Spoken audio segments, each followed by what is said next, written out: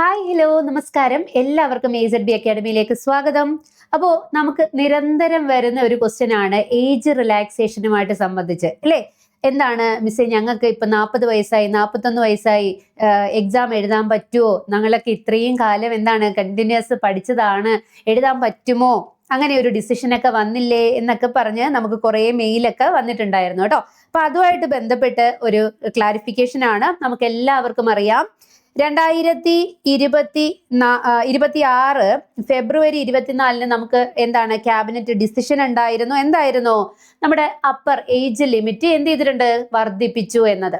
Okay, അപ്പൊ നിലവിൽ എഴുതിക്കൊണ്ടിരുന്ന അല്ലെങ്കിൽ നിലവിൽ നിർണയിക്കപ്പെട്ടിരുന്ന ഏജ് പരിധിയിൽ നിന്ന് എന്ത് ചെയ്യപ്പെട്ടു?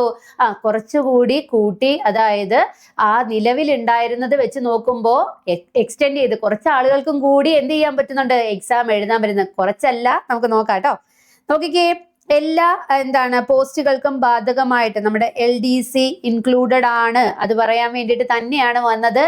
LDC നമ്മൾ നന്നായിട്ട് പഠിച്ചുകൊണ്ടിരുന്നതാണ്. ഏജ് ഓവറായി എന്ന റീസൺ മാത്രമാണ് നിങ്ങളുടെ മുമ്പിൽ LDCക്ക് തടസ്സമെങ്കിൽ നിങ്ങൾ പേടിക്കേണ്ട. ഉറപ്പായിട്ട് നിങ്ങൾക്ക് എന്ത് ചെയ്യാൻ പറ്റും? എഴുതാനായിട്ട് പറ്റും കേട്ടോ. അപ്പൊ എങ്ങനെയായിരുന്നു നമ്മുടെ ഏജ് ലിമിറ്റ് കൂടിയത്, ഇൻക്രീസ് ചെയ്തതിൻ്റെത് ആ ഒരു രീതി നമുക്ക് നോക്കാം. നമ്മുടെ ജനറൽ കാറ്റഗറിയിൽ എങ്ങനെയായിരുന്നു? 36 വയസ്സ് വരെ ആയിരുന്നു. എന്നാൽ 4 വയസ്സ് കൂടി എത്രയായിരിക്കാണ്?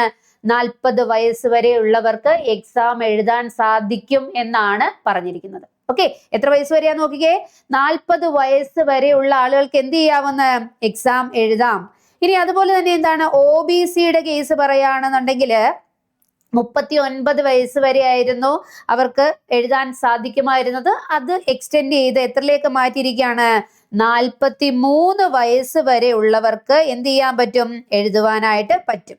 ഇത് ഓരോന്നും പുതിയ നോട്ടിഫിക്കേഷൻ വരുമ്പോൾ നിങ്ങളുടെ പ്രായം കണക്കിലെടുത്തുള്ളതായിരിക്കും എന്നുകൂടി മനസ്സിലാക്കുക കേട്ടോ. ഇനി SC/ST ആണെന്നുണ്ടെങ്കിലോ 41 വയസ്സ് വരെ ആയിരുന്നു അവർക്ക് എക്സാം എഴുതുവാനായിട്ട് പറ്റുമായിട്ടുള്ളായിരുന്നത് അല്ലേ. അപ്പൊ അതിൽ നിന്നും 4 വർഷം കൂടി കൂട്ടി 45 വയസ്സ് വരെ എഴുതാനായിട്ട് കഴിയും. അപ്പോൾ ആലോചിച്ച് നോക്കുക, ഏകദേശം 4 വർഷം മുതൽ 4 വർഷം വരെ എന്ത് ചെയ്യാൻ പറ്റി? കൂടുതൽ കിട്ടിയിരിക്കുകയാണ്. അപ്പോൾ നിലവിൽ 36 വയസ്സ് എന്താണ് ജനറൽ കാറ്റഗറീസിൽ ഇനി എഴുതാൻ കഴിയില്ല എന്ന് കരുതിയിരുന്നവർക്ക് അല്ലേ, അങ്ങനെ ഉള്ളവർക്ക് 4 വർഷം കൂടി എഴുതാം. വീണ്ടും മുന്നിൽ എന്താണ് നമുക്കൊരു ചാൻസ് തുറന്നു കിട്ടിയിരിക്കുകയാണ്. അത് നഷ്ടപ്പെടുത്തി കളയരുത് അല്ലെ. കണ്ടിന്യൂസ് ആയിട്ട് പഠിച്ചിട്ടും പല കാരണങ്ങൾ കൊണ്ട് ഇതുവരെയും ലിസ്റ്റിൽ എത്തപ്പെടാൻ പറ്റിയില്ല, ജോലി കിട്ടിയില്ല എന്നുള്ളവർക്ക് ഇത് വലിയ ഒരു അവസരമായിട്ട് തന്നെ നിങ്ങൾ കരുതണം.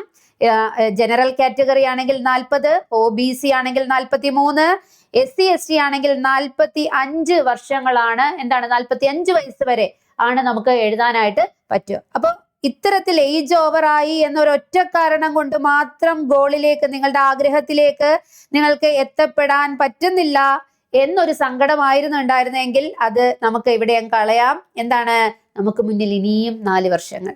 പക്ഷേ ഇവിടെ നമ്മൾ മനസ്സിലാക്കേണ്ട മറ്റൊരു കാര്യം, ഇത്തരത്തിൽ 4 വർഷങ്ങൾ കൂടി അധികമായിട്ട് വന്നപ്പോ നമുക്ക് നഷ്ടപ്പെടുന്ന എന്താണെന്ന് ചോദിച്ചു കഴിഞ്ഞാല് നമ്മുടെ അവസരം കുറഞ്ഞോ എന്ന് ചോദിച്ചു കഴിഞ്ഞാൽ 15 ലക്ഷത്തിൽ പരം ആളുകൾ, ഓക്കെ, 1, 2 അല്ല, 15 ലക്ഷത്തിൽ പരം ആളുകൾ എന്ത് ചെയ്യപ്പെടും?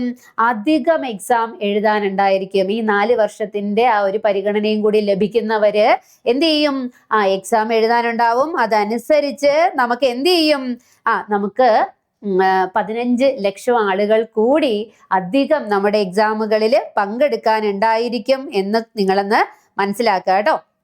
ആ ഒരു ഓർമ്മയും കൂടി വേണം. അപ്പോൾ നമുക്ക് മുന്നിൽ സമയം കിട്ടി എന്നൊരു ധാരണ മാത്രമായിട്ട് ഒതുങ്ങരുത്. നന്നായി പഠിച്ചാൽ മാത്രമേ ഉള്ളൂ. അവിടെ കോമ്പറ്റീഷൻ കൂടിയിട്ടുണ്ട് എന്ന് ആലോചിക്കുക. എന്തിനു വേണ്ടിയിട്ടാണ് ഇത്തരത്തിൽ ഇത്തരത്തില് നമുക്ക് 4 വർഷം കൂടി അധികം തന്നെയെന്ന് ചോദിച്ചു കഴിഞ്ഞാൽ, നമുക്ക് നോട്ടിഫിക്കേഷൻ ഒക്കെ എന്താണ് കുറെ കാലയളവ് എടുക്കുന്നതിന്റെ ഫലമായിട്ടും നമ്മുടെ കോവിഡ് ടൈമിലൊക്കെ ആണെന്നുണ്ടെങ്കിൽ വർഷങ്ങൾ നമുക്ക് നഷ്ടപ്പെട്ടു എന്നുള്ള കാരണങ്ങളും ഒക്കെ പരിഗണിച്ചാണ് ഇത്തരത്തിൽ 4 വർഷം കൂടി തന്നിരിക്കുന്നത്. ഉദ്യോഗാർത്ഥികളെ സംബന്ധിച്ച് നോക്കുകയാണെങ്കിൽ വളരെ നല്ലൊരു കാര്യം തന്നെയാണ്. നമുക്ക് എന്താണ് ഏജ് ഓവറായി ഇരിക്കുന്നവരെ സംബന്ധിച്ച് എന്താണ് വളരെ നല്ലൊരു ഗോൾഡൻ ചാൻസ് ആയിട്ട് നിങ്ങൾക്ക് കൺസിഡർ ചെയ്യാൻ കണക്കാക്കാം.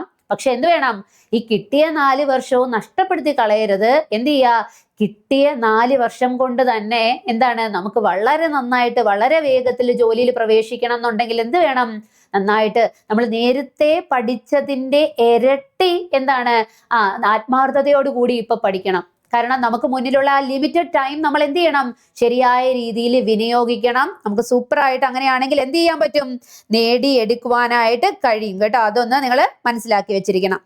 ഇനി നമ്മുടെ മറ്റു ചില ചോദ്യങ്ങൾ വരുന്നതെന്ന് വെച്ച് കഴിഞ്ഞാൽ യൂണിഫോം തസ്തികകൾ, അതുപോലെ തന്നെ സ്കൂൾ ടീച്ചേഴ്സിന്റെ കേസ് എടുക്കുകയാണെന്നുണ്ടെങ്കിൽ, കേസ് തുടങ്ങിയവയൊക്കെ എടുക്കുകയാണെന്നുണ്ടെങ്കിൽ എന്താണ്, ഇവിടെ നമുക്ക് KS ആയിക്കോട്ടെ, അതുപോലെ തന്നെ ടീച്ചേഴ്സ് ആയിക്കോട്ടെ, യൂണിഫോം തസ്തികകളെല്ലാം കറക്റ്റ് ആയിട്ട് അവർക്ക് എന്തുണ്ട്, പ്രായപരിധി നിർണ്ണയിക്കപ്പെട്ടിട്ടുണ്ട്.